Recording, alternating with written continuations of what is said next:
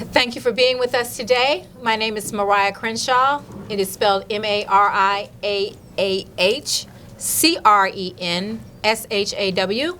I am the lead researcher and analyst for the organization Chasing Justice, LLC. We are comprised of law enforcement, attorneys, citizens, advocacy groups, and we support all advocacy groups, such as Black Lives Matter. We want to thank you for allowing us to use your office today for this press conference, and we want to tell you how much we appreciate your support and ongoing voice in our communities looking for justice. And so we called this press conference today, and I also want to say thank you to the people who are behind me, who are advocates. National Black Accord is behind me. Who else I got behind me? Black Spring Cleveland, Tamir's campaign. The Tamir Rice Campaign Foundation. Desmond Franklin's father, Emmanuel Franklin, is here with us today. He was killed by Cleveland police officer Jose Garcia. And so that is what this is about. This is about justice. And this is not about money. This is not about anything other than justice. And that is what we chase, chasing justice. And so today the conference is about a mandamus action that was filed in the Ohio Supreme Court by myself on November 22nd, 2021. The mandamus action is a result of multiple case filings in the Cuyahoga County Court of Common Pleas, and as a result of 5 years of research and ongoing research throughout the state of Ohio.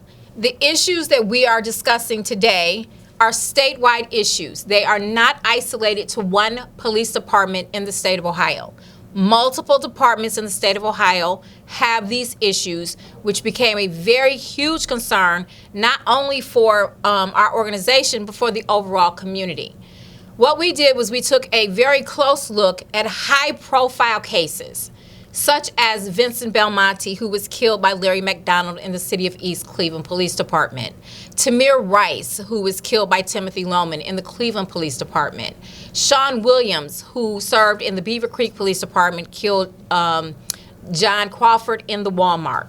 We are looking at high-profile cases, and each person who served in law enforcement at the time of those killings were not under Ohio law peace officers, and they did not have legal authority to engage in law enforcement when those murders occurred. What is disturbing to us is that the Ohio Attorney General's Office, the Ohio Peace Officer Training Academy and Commission, as well as Cuyahoga County Prosecutor Michael O'Malley, all know who those persons are that are not in good standing with the state of Ohio. And the problem that we have is that the state of Ohio does not track police officer training. By law, they are mandated to take continued professional training every single year. And when they do not, the law says they shall cease functioning and engaging in law enforcement and carrying firearms. There is another law in which they are required to take annual gun requalifications, and they do not take their annual gun requalifications. We have poured through thousands and thousands and thousands of records throughout the state of Ohio and found a disturbing pattern. That disturbing pattern is that no one is watching law enforcement. Law enforcement is not watching law enforcement. The Attorney General is not watching law enforcement. Michael O'Malley is not watching law enforcement. And so we are here because I have filed on behalf of the community, as well as all of the families who have lost their loved ones, such as Luke Stewart in Euclid, Louis Catalani, and Matthew Rhodes were reported to the state of Ohio as not having taken their mandated training. They were not supposed to be on our streets. Larry McDonald has no record of training since 2008. He was not supposed to be on our streets. This is the law. Either the law applies to everyone or it applies to no one. And the bottom line is that we have people that we have elected to office, and I want to make this very perfectly clear. This is not against police officers. We have police officers working with us on this. We have police officers who are supporting us and who have been diligent in teaching us what the rules are. And so we are here to protect the police, and we are here to protect the public. And we have gotten a resounding message from Michael O'Malley's office and from Attorney Dave Yost that our lives don't matter. And it is simply not acceptable. And so we are asking the Ohio Supreme Court to enforce the law. The revised codes and the administrative codes are very clear that when these people are engaging in law enforcement, do not have their training, they are to be removed from law enforcement. But instead, they are still out there. They are writing tickets. They are towing cars. They are testifying in courts. People are going to prison. And people are being murdered. And we simply cannot accept this any longer from our elected officials. We are no longer holding the police accountable. We are now holding our elected officials accountable because they are the ones who have the authority to stop and to change what is going on. And don't be mistaken. They're going to say they have their training, but guess what? The records have spoken. They don't have the training. And without those records, it is real simple. They're not police under Ohio law.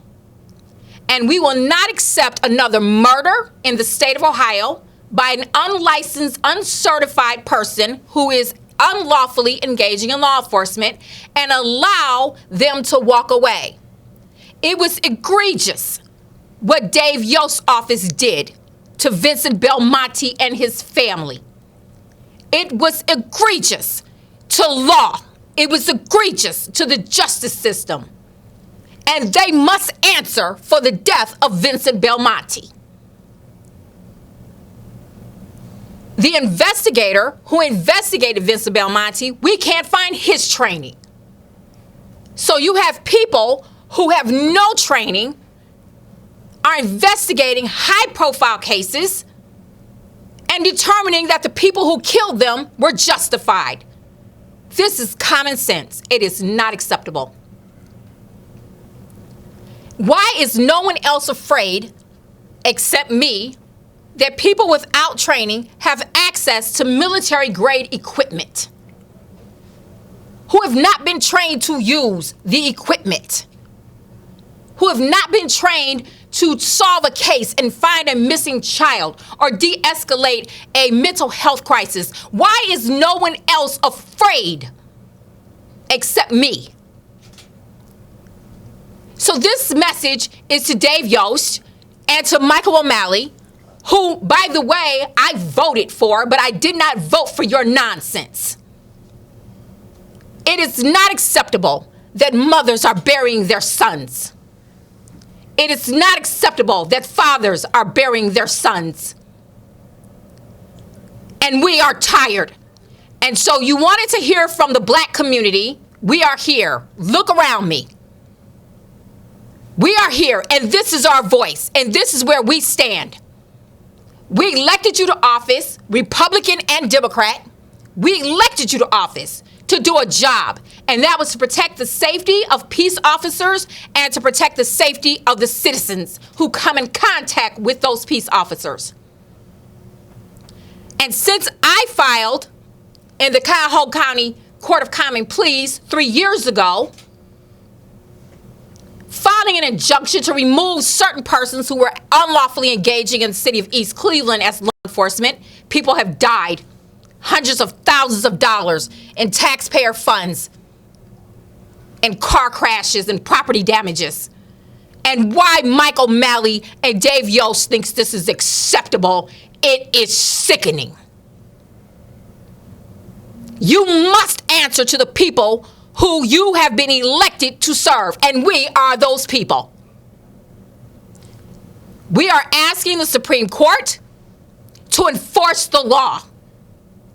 The law says if they don't have their training, they shall not engage and function in law enforcement. And the word shall is not something that is debatable. It is mandatory in law. There's no getting around it. And so what you will find in the mandamus action is that this is a statewide issue. That even when agencies tell the state they have not taken the training, they don't remove those officers. And so we are asking the Supreme Court to require O'Malley and Yost remove those persons who have been identified on agency rosters as not having the training. And for those who have killed our sons and our daughters must be prosecuted to the fullest extent of the law, because they are not police under Ohio law, and we will not support anyone who has not taken their training.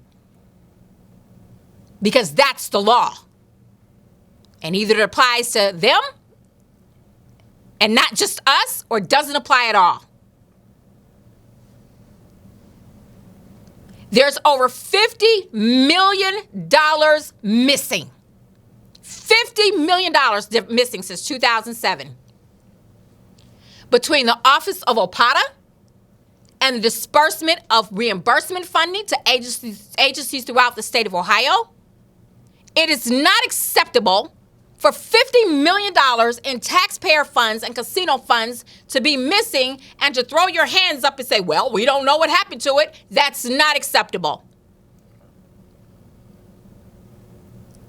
You sent the money to the agencies and they did not take the training. And no one at OPATA felt they needed to look and see.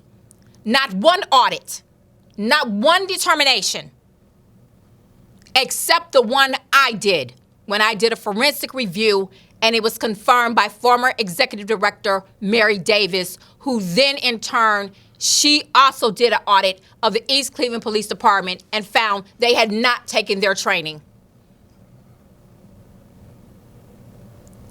We have judges sitting on the bench who have sealed the evidence that must be removed. Patrick Gallagher in Euclid dismissed what we provided to him. Dr. Montgomery and I provided the affidavits, and he defied the law. And Louis Catalani and Matthew Rhodes are still out there.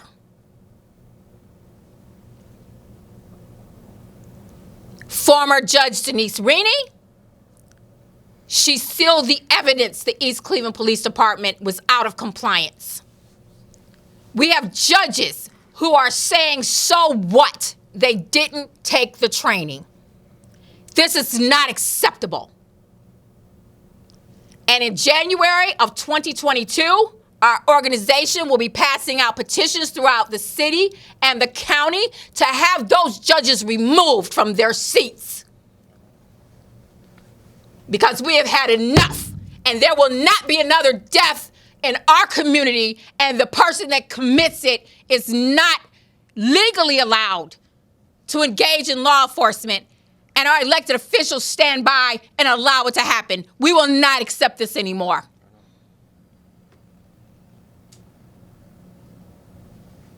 And for the record, my family has paid the price.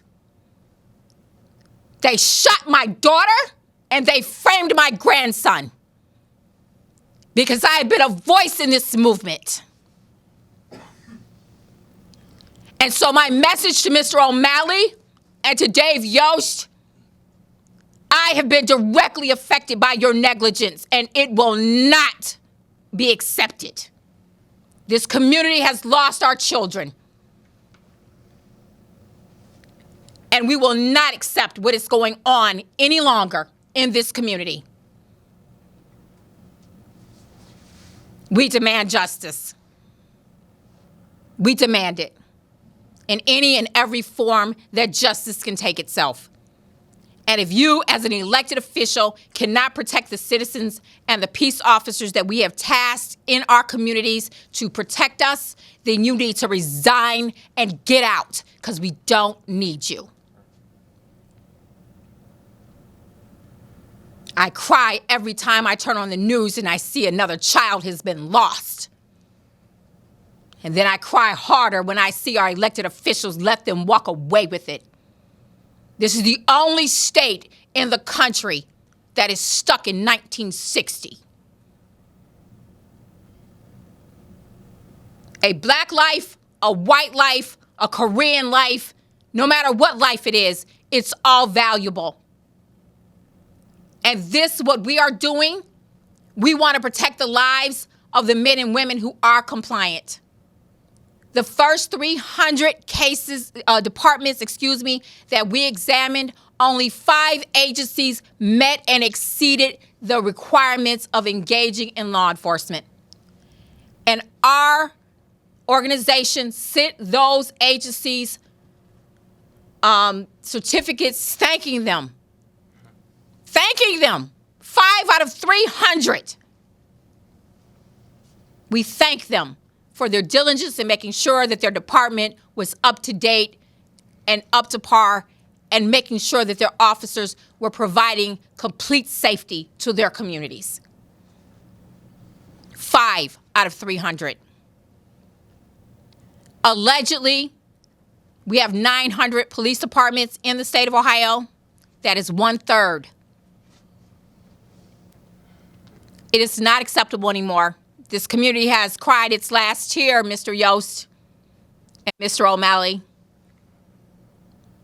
We demand justice for Vincent.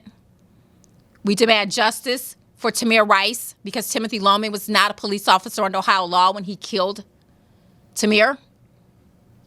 We demand justice for Desmond Franklin, Luke Stewart, Arthur Keith. We demand justice for the lives that were stolen from our community. And it's no longer acceptable for you to turn your head and try to cover this up. Thank you. And if there are any questions, please feel free to ask me.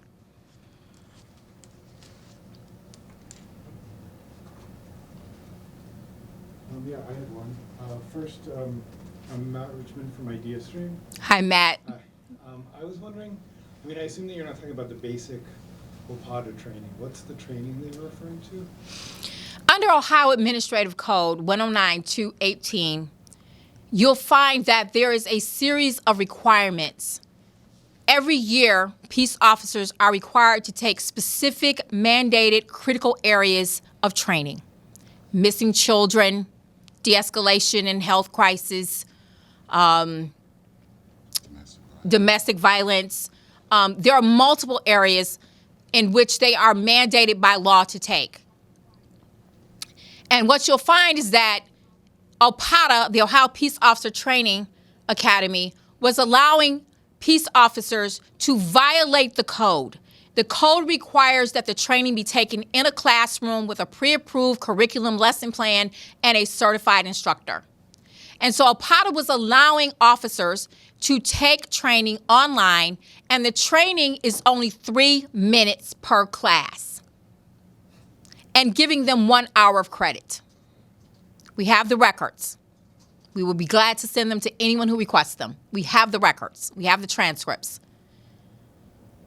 And so agencies would send in an Excel spreadsheet with a yes or a no next to each person's name in a column stating that, yes, they took the training.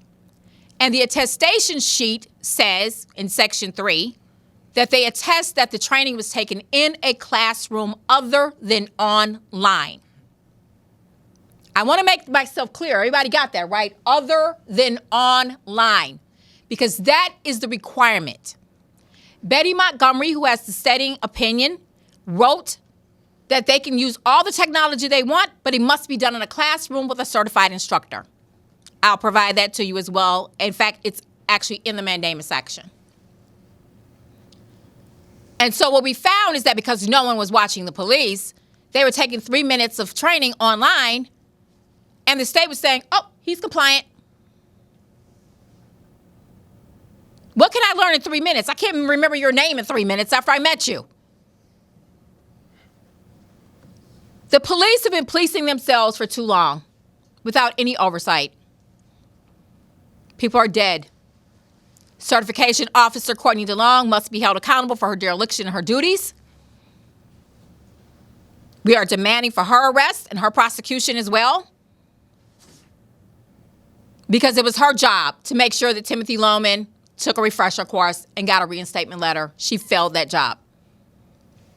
She has consistently said the East Cleveland Police Department is compliant, and she has no record to support the East Cleveland Police have ever taken training, and I have all of their records from every agency that any of them ever held an appointment at.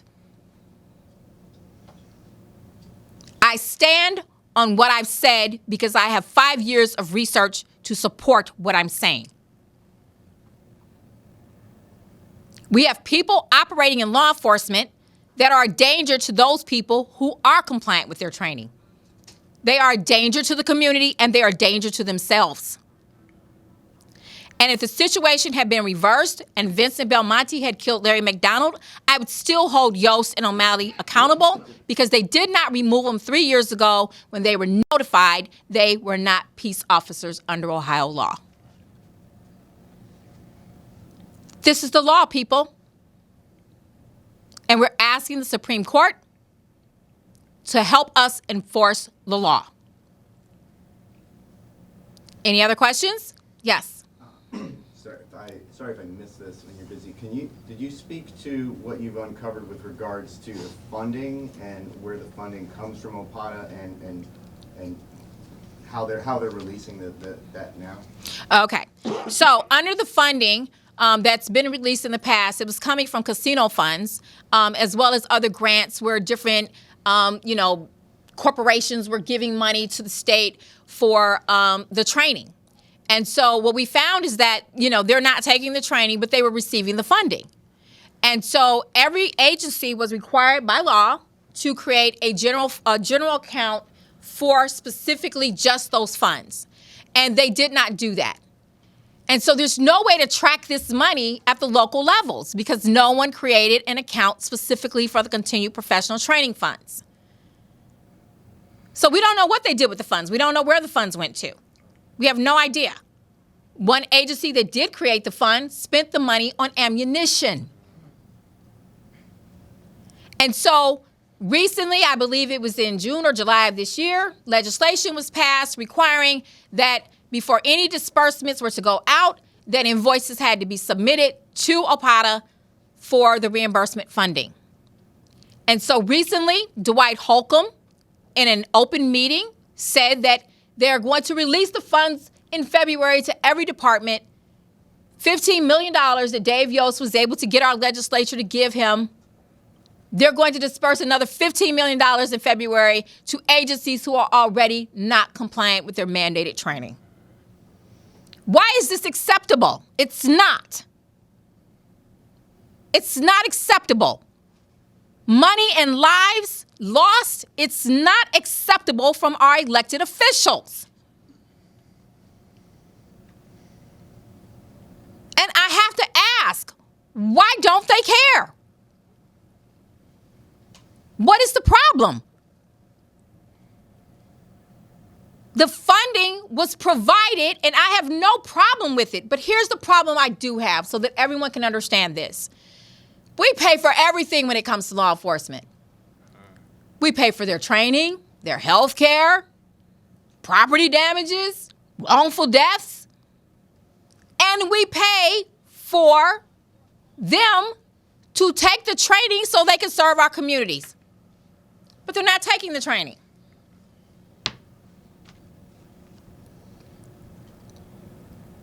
The records speak for themselves. They're not taking the training. The people who are supposed to oversight it are not oversighting it. Right now, you have 6 people working in the city of East Cleveland that don't have a legal appointment to work in the state of Ohio as police officers. I audit records. I look at their records. I look at their incident reports. I match them up with the state records. What I'm doing doesn't really take a lot of effort to do at the state level. So why isn't the state doing it? Why is the state looking like I am to determine who's on our streets? List the name of the victims again, and then what do they have in common? John Crawford. Your son, Desmond Franklin. Tamir Rice. Luke Stewart. Arthur Keys. Vincent Belmonte. They all have the same thing in common. Black bodies. All black bodies. All killed by people who have never taken the training. Every single one of them. It's not isolated. I've had conversations with these people. I've had conversations with these chiefs. And I have testimony where Kenneth Lundy in the East Cleveland Police Department testified in open court. He does not take the training. When asked why he doesn't take the training, because he's been doing it for 15 years and he don't need to take the training. Joseph Marche in East Cleveland, 5 cease function letters in his jacket, no reinstatement letter, still operating in the city of East Cleveland. And fellas, if you get mad at somebody, don't get mad at my family again. Come after me. Because you're a bunch of punks. You're a bunch of cowards. And I'm not scared of you.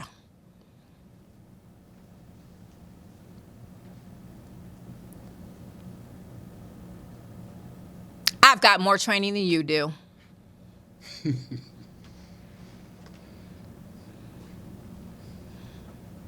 So understand, we are not accepting this anymore from our elected officials.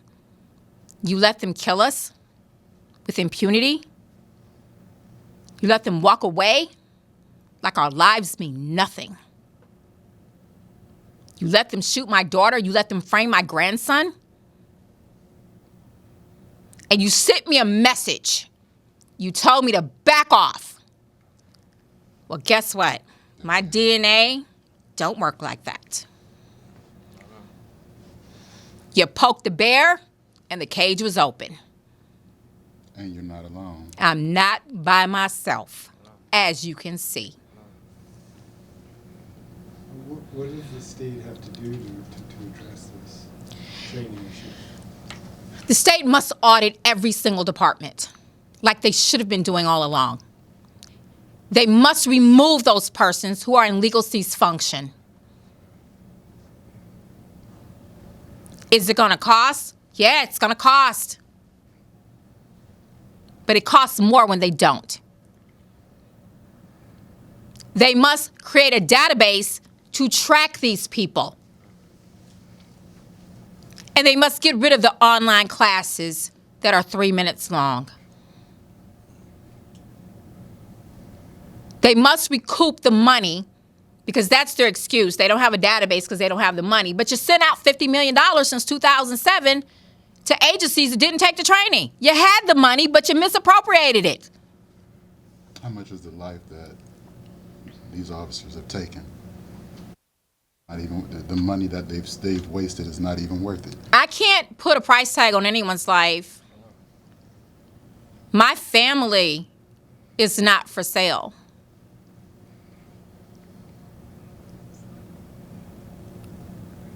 I asked Richard McMonigal, who serves as an appointed jurist, to remove these people, and he has refused to remove them. He has done everything in his power to not allow this case to move forward. Special docket cases 18 077854, 077857, and 077858. Special docket cases. Go look at the docket and see what he's done. He's done everything he can to protect bad actors, and Vincent is dead. And he's mad at me because I called him out on it. I don't have the patience, the time, the energy, the strength anymore. I weep with these mothers and these fathers because I am a mother. And I have children and I have grandchildren, and I fight for them. I fight for this community. And it's no longer acceptable, Mr. Yost and Mr. O'Malley. The black community voted you in, Mr. O'Malley. It's time we rectify that. Based on your research, How long has this non-compliance been going on? Since the very beginning when the legislation passed in 2007. And that's something that was unknown. The legislation passed in 2007. I spoke to many people in the legal community and asked, did they know about this? And they said no. It was like the best kept secret. Have you ever heard of legal cease function? No. They didn't start hearing about it, so I started talking about it and telling them. And I started learning what it meant. And so I have years of experience and background in doing research and taxes and bookkeeping and accounting. And so those skills paid off, because what I did was I went and I looked for everyone's records and I lined them up and I looked at them and I said, whoa, hold on. Where's the 1 hour of domestic violence? Do you want to know what's even more disturbing? The state does not certify people in those specific critical areas of mandated training. They don't certify them. No one knows how to teach domestic violence or missing children. So they're not certifying them. So how are they supposed to meet the mandates? In Euclid, Mitch Hauser had a long conversation with him. He thinks because they didn't ask for reimbursement funding, they didn't have to take the training. And so when he taught 20 hours of training per the records, all they did was firearm training, because that is the only thing Mitch Hauser is certified to teach, is certified in firearms. It's not acceptable anymore. The cat is out the bag. I've snitched. Call it what you want to. But we are no longer accepting this, and we demand justice. We want those people removed from our streets. We want them prosecuted to the fullest extent of the law, because they are not policed under Ohio law. Their records say they're not. And it's no longer acceptable. Any other questions? So what was your name? Just, Dr. Richard Montgomery. gotcha. And what's got your role with? I am part of Chasing Justice. I'm the lead researcher for the Euclid area. Okay, gotcha. Just you had chimed in a couple times. I wanted to make sure we had your name. Understood. Thank you. Any questions from our lawyers? Nothing? I think you've said it all. You know, bury our heads in some paperwork here. Oh, the laws she already cited. There, I mean, it's very clear cut. Go to the Ohio Revised Codes. You'll see number of hours required. You'll see the reimbursement measures, and there is no maybe or should. It is must, will, have to, and they're just simply not.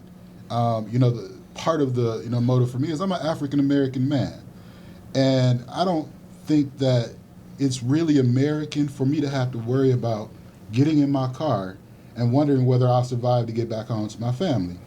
But when you listen to the victims that Ms. Crenshaw just mentioned, all of them look like me. I might be a little older, but I'm equally intimidating as this black guy. And I shouldn't have to wonder, particularly since I live in Euclid, where the majority of the department is out of compliance. I shouldn't have to wonder whether or not I'm going to get the properly trained officer or the improperly trained officer and think that this might not be a situation I can survive through. They're breaking the contract here. We all exist under this constitutional contract and agree to go with it, but only if you follow the law too. And I'm not going to live in fear, but I shouldn't have to have a higher road to climb than you just because of what I look like. And people can say, oh, well, it's not about race. Look at the victims. If the number of people Ms. Crenshaw just named were white men, this wouldn't be a problem. This would be fixed. But the victims to many of these political voices don't matter. So there's been no fire. There's been no urgency while people are dying. Can you imagine being part of the sorority of mothers who've lost children? There's like a literal sorority across this nation where mothers have prematurely lost their children, not just from the streets and the gangs, but from police officers. And there's no such thing as justice. We can hold Matthew Rhodes accountable for the death of Luke Stewart, but that don't bring back Luke Stewart. A year ago, when we filed those actions in the court, one of the things I mentioned, it was right before Thanksgiving. There's an empty seat at that table. The mother will never be able to replace that child. And we've got too many parents in this city, in this state, and in this country who have empty seats at the table. So Ms. Crenshaw is right. There's no more room for dead bodies, unarmed dead bodies, at the hands of police officers. So Impersonators. well, or whatever they want to call themselves, because I don't think you also get the right to call yourself a police officer when you don't have the proper training. It's like a medical doctor not getting his CEUs. He can't go in and do surgery if he don't get those every year. And police officers are the least educated with the most power. Citizens come in contact with police officers more than any other city department. And these are the least educated people with the most power over life and death. And we see what happens because the thing you have to also talk about is when you name all of those victims, the correlation here is all of those officers were people out of compliance. We talked a lot about training last year when we saw that tragic death, and I won't even mention the details, but we saw someone be choked to death on national TV. And we couldn't come to any conclusions about what to do except Republican or Democrat. Training was one thing we could agree on. Republican or Democrat, you live in a state where that's not being done. And this isn't political lines. This isn't identity, politics. This is humanity. Why should I have less dignity when I get in my car because I have to play a game to get home? I'm tired of playing that game. I'm almost 50 years old. When will I live in the America where I'm equal? And the one most impending threat to my life isn't whether or not I go to a gas station and get shot on 116th and Kinsman. It's whether or not I get pulled over because my brake light was out. That's no way for any of us to live. And at this point, we have elected officials who have literally ignored the communications from Chasing Justice. I've seen the letter that Ms. Crenshaw wrote, Mike O'Malley. This officer is not complying with his training. You can't prosecute, call him up there as an officer and prosecute this case. But you know what they do? Prosecute this case? Because the victims don't matter to them. But at some point, we have to matter. I'm sorry, would you give your name and spell it, please? Yes, my name is Dr. Richard T. Montgomery II. It's RICHARD T MONTGOMERY. What title would you like us to give you? He is the lead researcher for the Euclid section of our Chasing Justice organization. So each one of us have our own division that we look at, each department that we look at. I'm the lead researcher, so I get to look at them all. There are some concerning things that are going on in law enforcement that has been not, paid attention to. It's been no oversight. One of the things that I shared with Matt earlier, the Cleveland Municipal School has safety officers who are not OPATA certified, and they are not a recognized law enforcement agency, but yet they're funneling our children into the juvenile detention center. What we're experiencing, and I said it multiple times in the mandamus action, is that we're experiencing a deliberate indifference to human life. A deliberate indifference to whether or not the people that we have tasked to police our communities is compliant with the law that governs them. So some of you may not know this, but my dad was Stanley Tolliver Sr., and for years he fought for police accountability. And before he left this earth, he did not know that he got what he fought for. So I fight for his legacy. I fight because he fought. And the fight ain't over. Because we actually have the legislation Under the Ohio Administrative Code 109-1806, there is no qualified immunity because if you're prohibited from engaging in law enforcement, you don't have the legal right to be covered in any kind of action that you do. So peace officers know that they can be sued for continuing to engage in law enforcement. They know this. They're told this. It's in writing. They're told by the state. But we're saying that this is also criminal because if you're prohibited from engaging in law enforcement, you are not allowed to go into a CJIS system. That is a criminal justice information system. You're not allowed to go into it because you are prohibited from engaging in law enforcement, functioning as a law enforcement officer. This ain't rocket science, folks.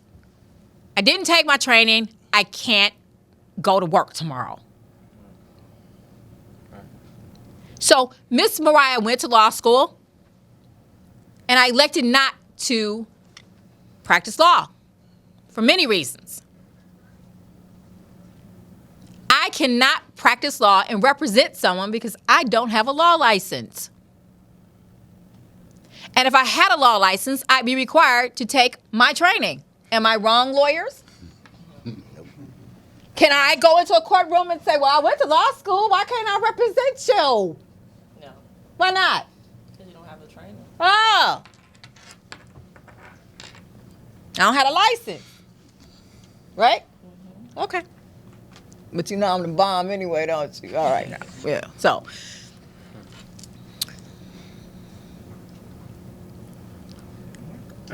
Thank you.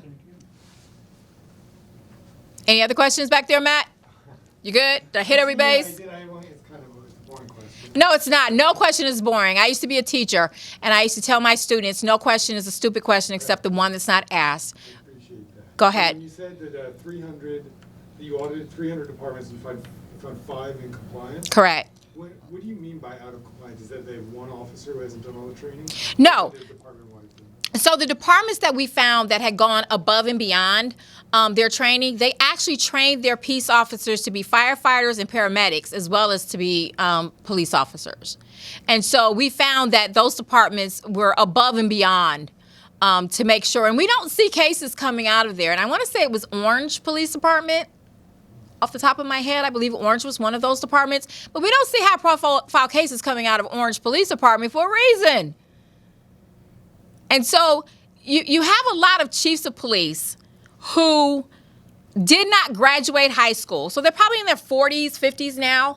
And they didn't graduate high school, and they got in before the laws changed where, you know, they didn't have to have a high school diploma. They could just go to basic training and become police officers. And so what you have now is you have people who have no experience. They didn't graduate high school. They have no college experience. They have no OPATA training beyond the basic training that they took. And back then, they only had to take about 300 hours. And so now I think it's like 700 and something hours, if I'm not mistaken. But even that's still not enough if you ask me. But the bottom line is that you have people who are serving as chiefs of police now who are simply not equipped to be chiefs of police because they don't understand the law. They don't get it. And so they don't make sure that their departments take the training, and they don't take because they don't think it's important. I've talked to some chiefs who said they don't think the training is important. And then you live in a city like mine where in Euclid, the mayor doubles as the safety director. So you have a safety director who has no background in law enforcement and doesn't know anything about how to lead a safety department. And she's relying on a person who has very little background and no training himself. So what you find is in these smaller suburbs where you see these departments that are non-compliant, they become so dysfunctional because there's virtually nobody who has training to provide the kind of leadership that provides the kind of safety that we expect. This is not against police officers, and I'm going to say that again. This is for them. This is for them. We've got to protect them. If we're going to send them out into our communities, we owe them the best in training. We owe them the best. There are departments that don't even have fax machines or scanners. You know, they if they don't have that, they don't have money for training. So we want to protect the lives of everyone. At the end of the day, Chasing Justice wants to be the bridge between Black Lives Matters and, God help us, Blue Lives Matters, which I hate really saying that. But we need to be that bridge because we actually have more in common than we have not in common. We want them to be protected when they go out in our streets. We want to make sure that they're safe and that they have the right equipment and the right training to do the job we've asked them to do. But when you see a deliberate indifference from Michael O'Malley and Dave Yost, that's concerning. And so we can't afford it anymore. No more lives lost. Thank you.